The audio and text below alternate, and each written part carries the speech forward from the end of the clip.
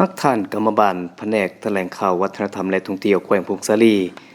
สร้างกระบวนการอนามัยรวมเพื่อกำนับรับตอนวันกรรมกรสากลครบรอบ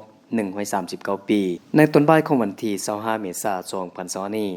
ฮักท่านกรรมบาลแผนกแถลงข่าววัฒนธรรมและท่องเที่ยวแขวงพงศาลีได้พร้อมกันสร้างกระบวนการออกแห่งงานอนามัยรวม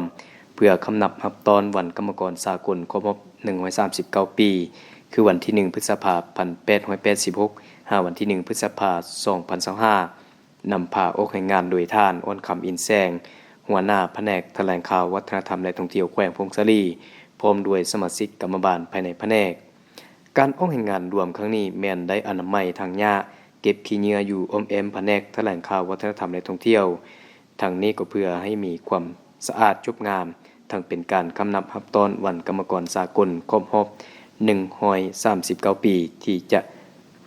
มาถึงนี้ให้มีกระบวนการฟื้น